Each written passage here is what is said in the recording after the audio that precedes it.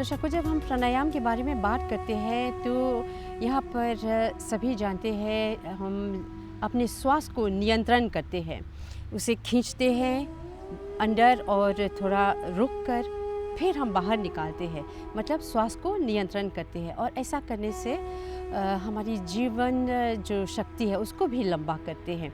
तो आज हम कैसे प्राणायाम करते हैं, उसे क्या लाभ है और क्या किन लोगों को करना चाहिए, कैसे करना चाहिए, ये सब आज इस प्रोग्राम में हम आपको बताएंगे। तो चलिए आपको मिलवा रहे हैं डॉक्टर ईश शर्मा जी से। ये आपको बताएंगे कि प्राणायाम जो है ये क्यों इतना महत्वपूर्ण है और इसे कैसे किया जाए और कब नहीं करना चाहिए, कब करना चाहिए। और साथ में सौम्या जी है, वो करके आपको दिखाएंगे कैसे हम प्राणायाम करते हैं और कितने प्रकार के प्राणायाम हैं। नमस्कार डॉक्टर जी, आयुष प्रोग्राम में आपका हम स्वागत करते हैं। डॉक्टर जी, आज हम आयुष प्रोग्राम में अष्टांग योग जब बोलते हैं, 8 लिम्स ऑफ योग, उसमें से एक अंग जो है वो है प्राणायाम। तो आज विशेषकर हम प्राणायाम पर बात करेंगे। और डॉक्टर जी, जब हम प्राणायाम पर बात करेंगे तो कुछ ऐसे क्वेश्चंस हैं जो हमारे दर्शक भी जानना चाहेंगे कि प्राणायाम का सबसे अच्छा समय क्या है करने के लिए। जी, morning time is the best for pranayama. जब आप सुबह उठते हैं, आप फ्रेश होते हैं, देयर इज़ फ्रेश एयर, और आप अभी अपना रूटीन शुरू नहीं किए तो आप ज़्यादा स्ट्रेस में नहीं हैं, डिस्टर्ब नहीं हैं, तो सुबह का समय सर्वोत्तम है। इसके अलावा कभी भी जब आपको भोजन किए हुए 3 घंटे हो चुके हैं तब भी प्राणायाम किया जा सकता है, अगर आपको आपकी परिस्थितियाँ आपको आज्ञा देती हैं, आपको अलाउ करती हैं। केवल जब आपने भोजन किया हो उसके तुरंत बाद में प्राणायाम करना अच्छा नहीं है, और जब बहुत सारा डिस्टर्बेंस हो आसपास में तब भी प्राणायाम का लाभ कम मिलता है। इसके अतिरिक्त अलग अलग समय पर प्राणायाम किया जा सकता है, पर श्योरली मॉर्निंग टाइम ही सर्वोत्तम है। अच्छा डॉक्टर जी, जब प्राणायाम के बारे में बात कर रहे हैं तो ये प्राणायाम है क्या? प्राणायाम, जैसा आपने बोला कि यम नियम आसन प्राणायाम, ये चौथा अंग है अष्टांग योग का। तो आसनों के बाद में प्राणायाम की प्रैक्टिस की जाती है। प्राणों का आयाम, प्राण से यहाँ पर मतलब है ब्रेथ, तो breath regulation, to regulate, to control your breathing, वो प्राणायाम है। तो ये एक बहुत ही सबकॉन्शियस हमारा एक एक्टिविटी है। We keep breathing as long as we live, तो सांस चलती रहती है, लेकिन कभी कभी हम लोग अच्छे प्रकार से श्वास नहीं ले पाते कि हमें लंग्स की पूरी कैपेसिटी का यूटिलाइजेशन हो, अच्छा ऑक्सीजन ट्रांसफ़र हो, तो वो हम लोग नहीं कर पाते हैं। तो वो इतना महत्वपूर्ण अंग जैसे कि भोजन है, वैसे ही श्वास प्रश्वास है, उसे ज़्यादा लाभकर बनाने के लिए प्राणायाम का उपदेश किया गया। अनेक प्रकार के प्राणायाम हैं, कुछ मानसिक स्वास्थ्य के लिए लाभकर हैं, साइकोलॉजिकल मेंटल वेलबींग के लिए ज़्यादा अच्छे हैं, कुछ साइकोलॉजिकल और फिजिकल वेलबींग के लिए अच्छे हैं, कुछ के न्यूरोलॉजिकल बेनिफिट भी हैं, ब्रेन के टिश्यूज़ को लाभ करते हैं, कुछ माइंड को, साइकोलॉजी को प्रभावित करते हैं, और कुछ शरीर को भी, हमारे heart, lung, stomach, liver, pancreas, kidneys, इन सब अंगों को भी अच्छी ब्लड सप्लाई कर और डिटॉक्स करते हैं। जैसे हम प्रकार के लाभ प्राणायाम से हमें मिलते हैं। जैसे जब हम ब्रीद इन करते हैं, श्वास लेते हैं, तो इसमें पूरा जो ऑक्सीजन है उसका बहुत शरीर के लिए बहुत फायदेमंद है। जी हाँ, हमारा कई बार जब व्यक्ति श्वास प्रश्वास करता है, ब्रीदिंग करता है, तो वो शैलो ब्रीदिंग करता है, कैजुअली जल्दी से सांस लिया, जल्दी छोड़ दिया, तो लंग्स के बहुत सारे कंपार्टमेंट एक्टिवेट नहीं हो पाते हैं, वहाँ पर एयर एक्सचेंज नहीं हो पाता। अच्छा। तो उनमें वो पुरानी कार्बन डाइऑक्साइड वाली हवा भरी रहती है और ऊपर से थोड़ा ब्रीदिंग हो जाती है। तो that is not very healthy. जब आप प्राणायाम करते हैं, आप अनुलोम विलोम करते हैं, और उसमें आप इसके 3 स्टेप लेते हैं। पूर्ण मतलब सांस को अंदर भरना, फिर कुंभक उसको रिटेन करना, फिर रेचन करना मतलब निकालना। तो जब आप इसको कॉन्शियसली करते हैं, माइंडफुल ब्रीदिंग करते हैं, आपने सांस लिया, उसे रिटेन किया और फिर छोड़ा, तो आपके लंग्स का हर कंपार्टमेंट एक्टिवेट होता है और आपको ज़्यादा अच्छी ऑक्सीजन की सप्लाई मिलती है। तो इस प्रकार से प्राणायाम के लाभ हमें प्रत्यक्ष तौर पर देखने को मिलते हैं। और प्राणायाम जो है बच्चों से लेकर वृद्ध तक कर सकते हैं। जी हाँ, प्राणायाम सभी कर सकते हैं बिकॉज़ ये एक विशेष प्रकार के रेगुलेटेड ब्रीदिंग है, सभी कर सकते हैं। और परंतु कुछ विशेष परिस्थितियाँ होती हैं, जैसे आपको कोई शारीरिक रोग है, हाँ। आपको मान ऐसे लीजिए में हाई ब्लड प्रेशर है किसी का दिल की बीमारी है, ये जी सब। हाँ, हाँ, आपको दिल की बीमारी है, कोई लंग्स की बीमारी है, हाई ब्लड प्रेशर है, हाँ, आपको कोई रीसेंट सर्जरी हुई है हाँ, और या आपको कोई हाइपर वेंटिलेशन की प्रॉब्लम है। तो अगर आपको कुछ भी ऐसा कोमॉर्बिडिटीज़ हैं, आपको थोड़ा-सा भी डाउट हो, तो आप आयुर्वेदिक मेडिक्लिनिक्स में जाकर आयुर्वेदिक डॉक्टर को मिल सकते हैं। उनसे आप सही गाइडेंस ले सकते हैं कि मेरे लिए कौन-सा कस्टमाइज़्ड प्राणायाम, कितनी मात्रा में, कब करना अच्छा रहेगा। हाँ, और जब आप अपने रेगुलर डॉक्टर को मिलें, तब उनको भी बता सकते हैं कि जो भी आपकी हेल्थ इश्यूज़ हैं, हाँ, उसके अनुसार आप कौन-सा प्राणायाम करते हैं, कितना करते हैं, तो उनका भी आप सुझाव ले सकते हैं। हाँ, और अति सर्वत्र वर्जयेत, excess of everything is bad. तो आप कोई अच्छी चीज़ भी बहुत अधिक करेंगे तो उसका नुकसान होगा। तो आप प्राणायाम बहुत अधिक मात्रा में कर रहे हैं, इर्रेशनली कर रहे हैं, अनरेगुलेटेड कर रहे हैं, अनगाइडेड कर रहे हैं, हाँ, तो ये तब आपको लाभ नहीं देगा। अच्छा, एक गलती जो लोग प्राणायाम में करते हैं, उनको लगता है कि उन्होंने देखा कि ऐसे हाथ रखना है और हाँ, उसको अनुलोम विलोम बोलते हैं, तो उनको नहीं पता सांस कहाँ से लिया, कब छोड़ा, उनकी बैक भी ढीली है, वो हाँ, सीधे नहीं बैठे पोस्चर हैं ठीक नहीं है। और वो उनका माइंड में बहुत विचार चल रहे हैं। तो ऐसे में फिर जो प्राणायाम है पूरा लाभ नहीं दे पाएगा। शांति से बैठिए, इसके लिए समय निकालिए, सही पोस्चर में, सही मुद्रा में बैठिए और प्रॉपर अपना जो स्टेप बताए गए हैं आपका उन सबको अगर आप फॉलो करेंगे तो ये आपको आपकी दिनचर्या का हिस्सा जब बन जाएगा तो आपको आने वाले समय में ये हेल्थ के लिए बहुत लाभकर रहेगा।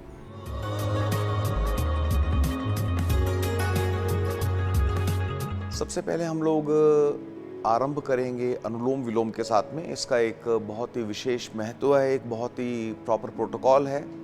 ऐसा नहीं है कि आपने कुछ कहीं टीवी पर देखा और नाक पर कुछ हाथ रख लिया। ये ईड़ा और पिंगला नाड़ियों को प्रदर्शित करता है। ईड़ा एक फेमिनाइन, एक स्त्रीवाचक नाड़ी है और पिंगला पुरुषवाचक नाड़ी है। मेल फीमेल पोलैरिटीज़ को सब कल्चर मानते हैं। ईड़ा मून को रिप्रेजेंट करती है, फीमेल को रिप्रेजेंट करती है, कूलिंग होती है। पिंगला सन को रिप्रेजेंट करती है, पुरुष को रिप्रेजेंट करती है और हीटिंग प्रॉपर्टी की होती है। नॉर्मली वी आर ब्रीदिंग, जब हम दोनों से सामान्यतः श्वास प्रश्वास करते हैं तो वो एक साधारण प्रक्रिया है, परंतु जब हम अनुलोम विलोम करते हैं तो हम एक नाड़ी को, शीतलता को और उष्णता को अलग अलग एक्सप्रेस होने का चांस देते हैं, जिसके अलग बेनिफिट्स हैं। तो आपसे निवेदन है कि हम लोग अभी देखते हैं किस प्रकार उचित रूपेण अनुलोम विलोम करना है। आपका लेफ्ट हैंड कहाँ होना चाहिए, किस मुद्रा में होना चाहिए, राइट हैंड आपको कैसे पोज बनाना है, और निवेदन करेंगे मिस सौम्या से कि हमें अनुलोम विलोम दिखाएं करके। ये मुद्रा आपने बनानी है। पहले आपने राइट नॉस्ट्रिल को बंद किया और लेफ्ट से आपने इनहेल किया। पहले अंदर सांस लिया, फिर 2 उंगलियों से लेफ्ट नॉस्ट्रिल को बंद कर कर राइट से एक्सहेल कर रहे हैं। आपने सांस छोड़ा, धीरे धीरे करना है, कुछ जल्दी में नहीं करना। छोड़ने के साथ ही फिर आपने राइट से फिर इनहेल भी कर लिया, थोड़ी देर रोका और फिर राइट नॉस्ट्रिल को आपने अंगूठे से बंद किया, लेफ्ट को रिलीज किया और लेफ्ट से आपने श्वास को बाहर छोड़ा। ये प्रक्रिया आपको लगातार कुछ समय के लिए करनी है। आपकी पीठ सीधी रहनी चाहिए। अगर आप झुककर बैठे हैं तो ज़्यादा लाभ नहीं होगा। और आपका जो लेफ्ट हैंड है वो ध्यान मुद्रा में रहे और कोई विचार ना रहे मन पर। सबसे बड़ा इसका लाभ तभी मिलता है जब हम निर्विचार रहें, हमारा मन शांत रहे।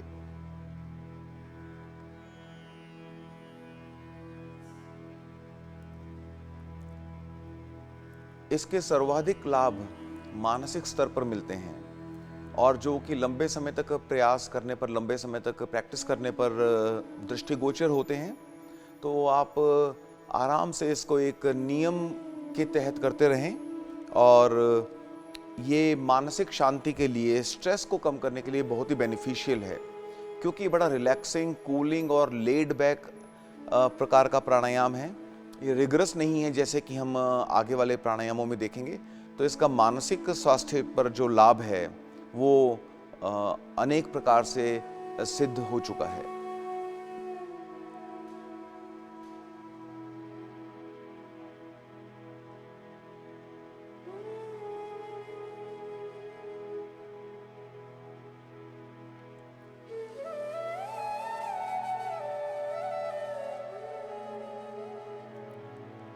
आप आराम से आंखें खोलेंगे और ये आपका अनुलोम विलोम पूर्ण हुआ।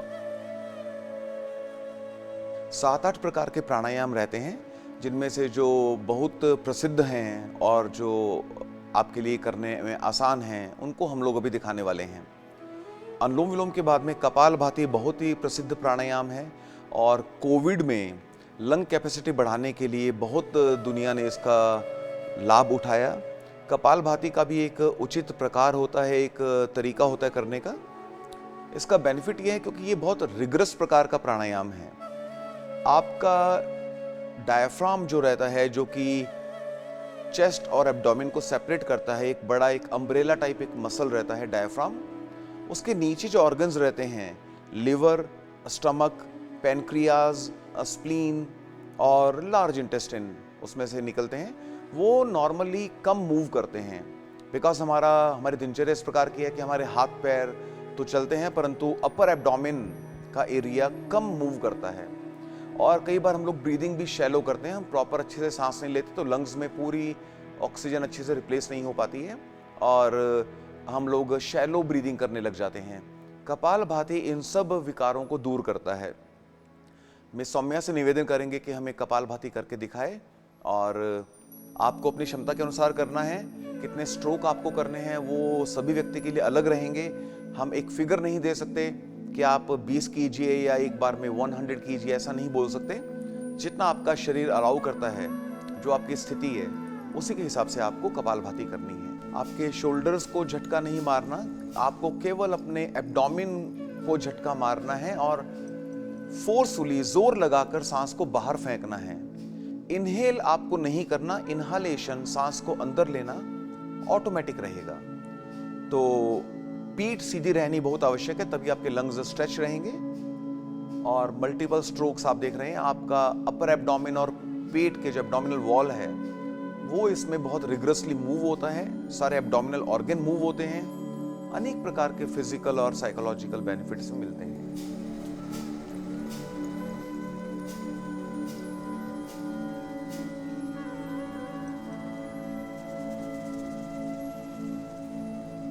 आराम से आंखें खोलेंगे और कपालभाति संपूर्ण हुआ। कपालभाति के बाद में भस्त्रिका प्राणायाम आप लोगों को दिखाना चाहेंगे।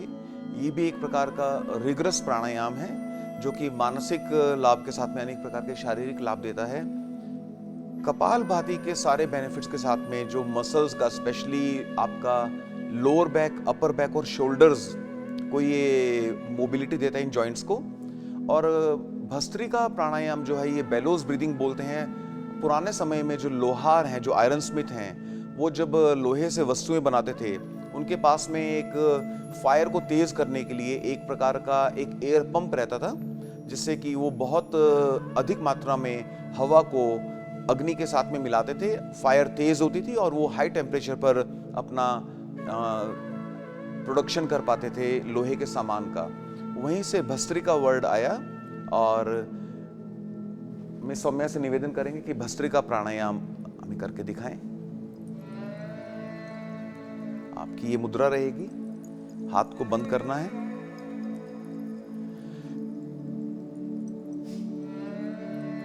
ये बहुत ध्यान देने वाली बात है कि जब हाथ ऊपर गए, आपके लंग्स फैल रहे हैं, तो आपको ब्रीद इन करना है। ये जब हाथ नीचे आया तो लंग्स सिकुड़ रहे हैं, उस समय आपको सांस को बाहर फेंकना है पूरे जोर के साथ में।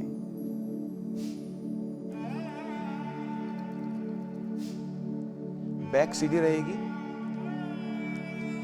बहुत तेजी से नहीं करना, सांस पर कंट्रोल करना। प्राणायाम का मतलब ही है प्राणों का आयाम, सांस को रेगुलेट करना, ब्रीदिंग को रेगुलेट करना। तो रैंडमली सांस नहीं ले सकते आप।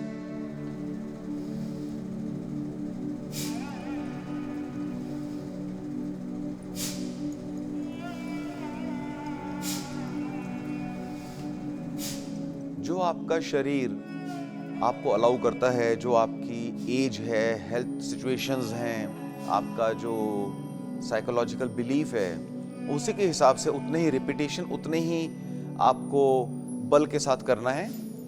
Access of everything is bad, तो अधिक मात्रा में, बहुत अधिक झटकों के साथ में नहीं करना। और ये टेक्निक आप देख लें।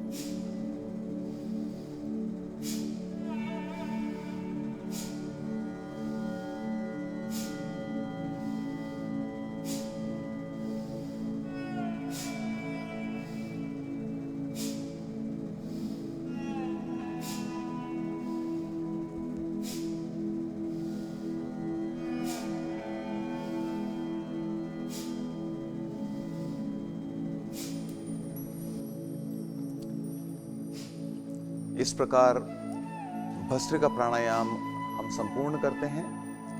धीरे धीरे आंखें खोलेंगे और शरीर को रिलैक्स करेंगे।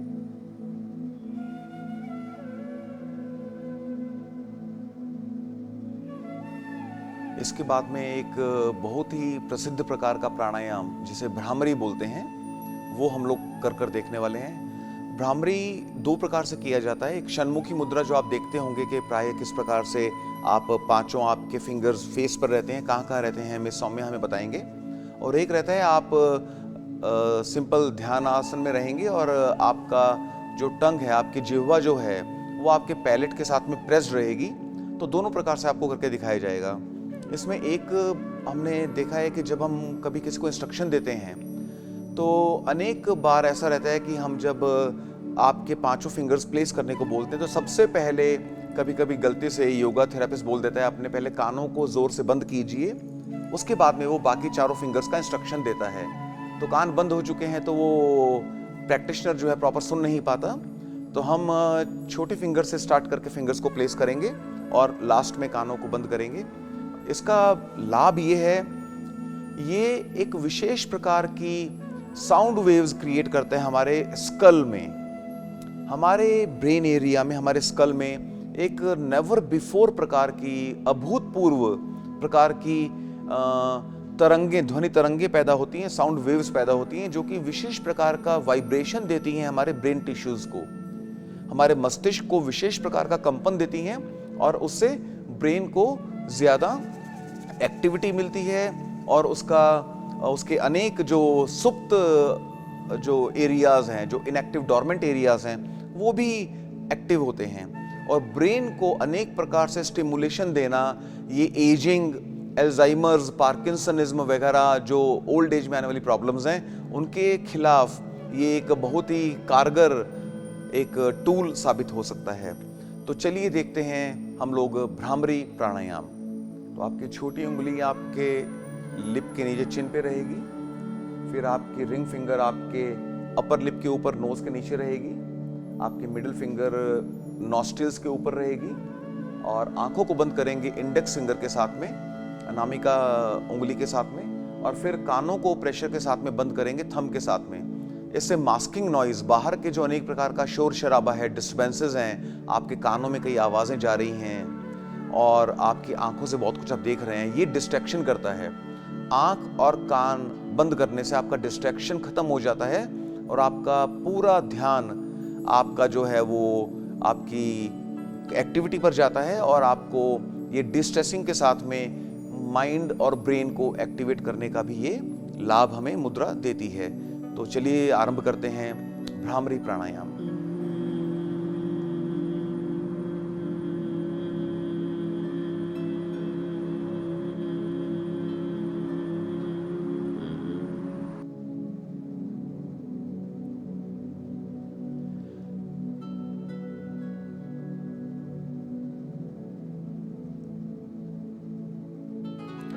इस प्रकार ये प्राणायाम का प्रदर्शन समाप्त हुआ भ्रामरी का। भ्रामर बोलते हैं भंवरे को।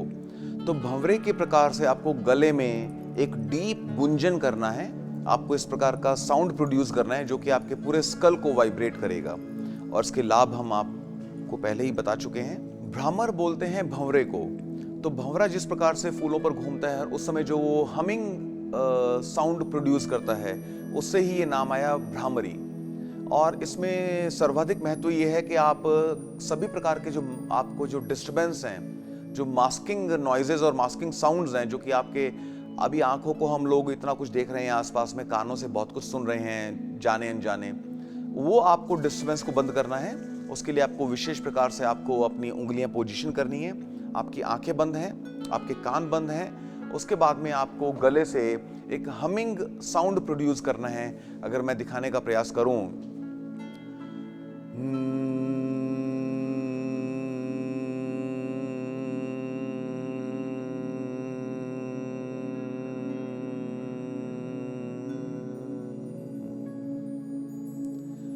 तो आपको ये साउंड प्रोड्यूस करना है अपनी कैपेसिटी के हिसाब से। अधिकाधिक करें, ओवर स्ट्रेस ना करें, और जितने समय तक आप इसको प्रोलॉन्ग आपसे होता है, आपकी लंग कैपेसिटी के हिसाब से ये डिसाइड होगा, उतना ही कीजिए। आपको किसी से compete नहीं करना कि मैंने कम किया, ज़्यादा किया।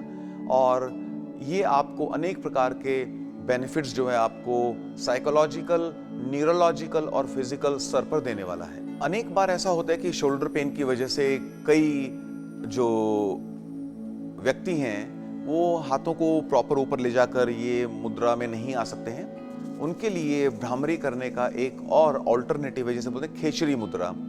उसमें आपको इसी प्रकार से आपको इस पोज में बैठना है और हाथों को अपने फेस पर नहीं लेकर जाना है, और केवल अपने टंग को आपको स्ट्रांगली प्रेस करना है अपने तालू के अगेंस्ट। आपको अपने पैलेट पर टंग को प्रेस करना है, और उसके बाद की प्रक्रिया में सौम्या हमें दिखाने वाली है। खेचरी मुद्रा में भ्रामरी प्राणायाम।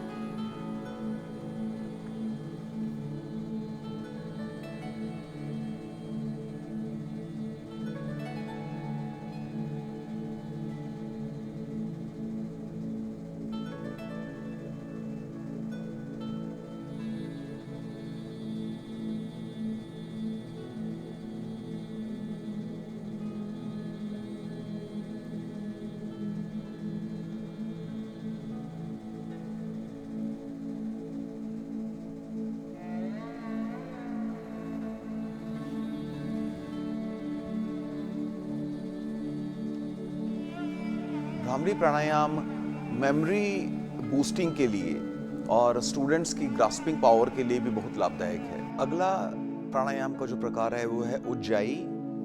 हमें मधुरभाषी होना चाहिए, मीठा बोलना चाहिए, एंड लिटरली मीठा बोलने के लिए आपको अपने वोकल कॉर्ड्स की थोड़ी एक्सरसाइज करनी चाहिए, विशेष स्वरूप में, विशेष प्रकार से। हम जब भी बोलते हैं तो वोकल कॉर्ड्स तो एक्टिवेट होती हैं, लेकिन उज्जाई में आपके कंठ का विशेष प्रकार से जो है व्यायाम होता है। तो आपको हाइपोथायराइडिज्म की प्रॉब्लम्स में, गले को शुद्ध रखने में, वोकल कॉर्ड्स की एक्सरसाइज में, और सिंगर्स और स्पीकर्स को अपनी वॉइस की टोन एंड क्वालिटी एनहांस करने के लिए, क्लैरिटी लाने के लिए आपको उज्जाई प्राणायाम बहुत लाभदायक रहेगा। तो निवेदन करेंगे मिस सौम्या से कि उज्जाई प्राणायाम हमें एक बार करके दिखाएं। आप ध्यान मुद्रा में रहेंगे, पीठ सीधी रहेगी, आंखें बंद।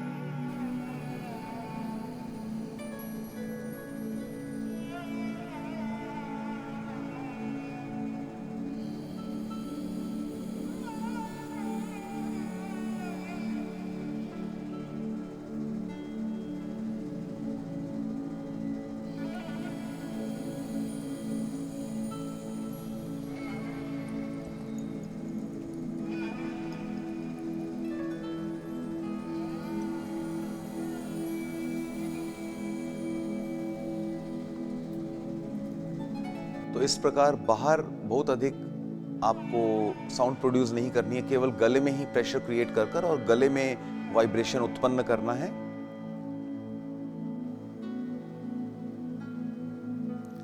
और इस प्रकार उज्जाई प्राणायाम समाप्त हुआ। अपनी आंखें खोलेंगे धीरे धीरे और आराम की मुद्रा में आएंगे। उज्जाई में आपको एक विशेष ध्यान ये देना पड़ेगा कि आपको ध्यान पूर्वक इनहालेशन करना है, ब्रीदिंग को अंदर लेना है, और उसके बाद में आपको एक्सहालेशन में आपको अपफ्रंट एक्सहालेशन, सांस को बाहर नहीं छोड़ना है। उस प्राण को, उस ब्रीदिंग को आपको थ्रोट एरिया में, अपने कंठ में आपको स्थित कर कर वहीं पर आपको प्रेशर क्रिएट करना है, वहीं पर उसे मूव करना है। तो ताकि वो थ्रोट के एरियाज को, आपके कंठ के जो अंग हैं उन्हें वाइब्रेट कर सके और वहाँ पर उनका ब्लड सर्कुलेशन बढ़ा सके। तो जब हम देखते हैं कि जब हम ये ध्वनि प्रोड्यूस करते हैं, हम ये ध्वनि का जब उत्पादन करते हैं तो उस समय बहुत सारा श्वास बाहर नहीं निकल रहा होता है। जैसा कि हम लोगों ने कपालभाति में देखा, भस्त्रिका में देखा कि बहुत अधिक श्वास एक्टिवली बाहर निकलता है। तो इसमें श्वास का जो सारा बल है, जो वायु का सारा बल है, वो एक्सहालेशन में नहीं जाकर थ्रोट एरिया पर एक्टिव रहता है और थ्रोट के ऑर्गन्स को, उपांगों को एक्टिवेट करता है।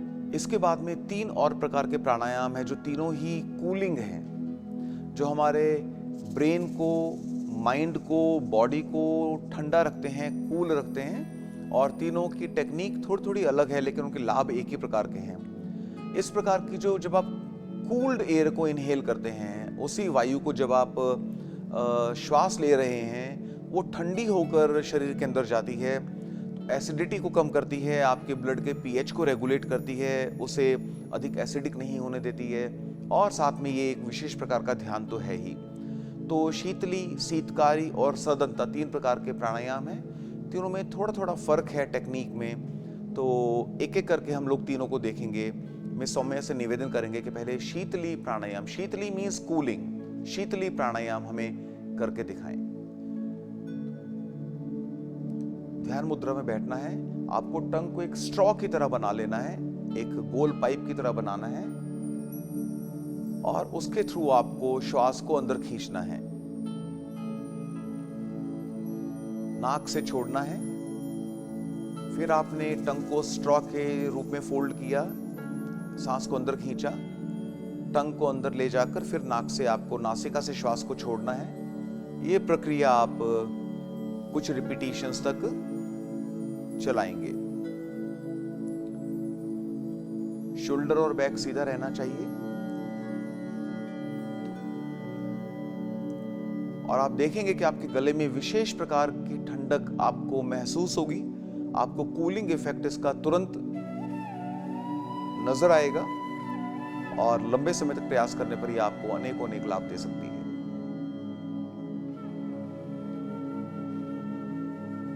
द्वितीय प्रकार जो है शीतकारी, इसमें आपने अपने टंग को फोल्ड किया, ऊपर के दांतों से टंग के टिप को दबाया और शीतकारी।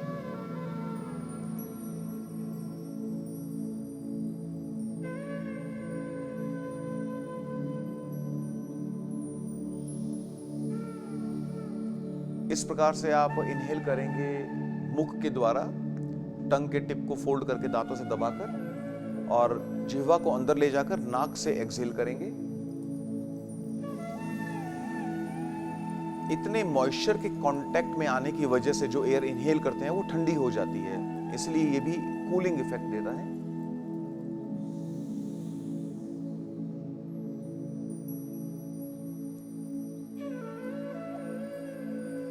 धीरे धीरे आंखें खोलेंगे,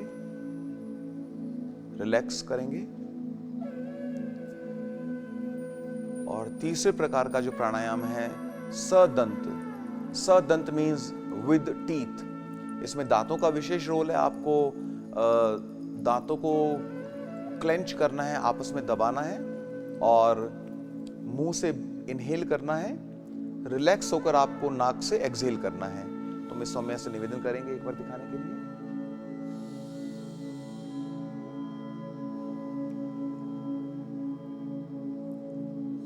बंद दांतों में से आप श्वास को अंदर ले रहे हैं, नाक से छोड़ रहे हैं।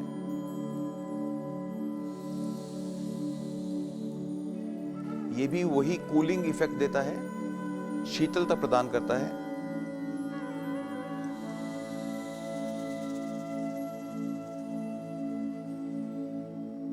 डॉक्टर जी, आपको बहुत धन्यवाद देते हैं। बहुत अच्छी तरह से आपने समझाया ये प्राणायाम क्या है, उसके कई प्रकार है और कैसे किया जाता है, और ताकि हमको उससे बहुत अच्छी तरह से लाभ हो। और हो सकता है कई दर्शक जो है करते हैं लेकिन सही ढंग से नहीं कर पाते हैं। तो आज के इस प्रोग्राम में बहुत अच्छी तरह से आपने समझाया और सौम्या जी ने बहुत अच्छी तरह से दिखाया वो आसन वो सब कैसे किया जाता है। तो सौम्या जी को भी बहुत धन्यवाद और डॉक्टर जी विशेषकर आपको बहुत धन्यवाद इन सभी जानकारियों के लिए। एक और प्रोग्राम में फिर आपसे मिलेंगे हमारी ओर से नमस्कार। डॉक्टर दर्शकों, हम चाहते हैं कि जहाँ भी रहें आप स्वस्थ रहें और आपकी आयु लंबी हो। तो आज हमने आप लोग को बताया कि प्राणायाम कैसे किया जाता है और इससे क्या लाभ पा सकते हैं। तो प्राणायाम कीजिए, योग कीजिए और अपने स्वास्थ्य को ठीक रखिए। एक और प्रोग्राम लेकर फिर मिलेंगे। हमारी ओर से नमस्ते।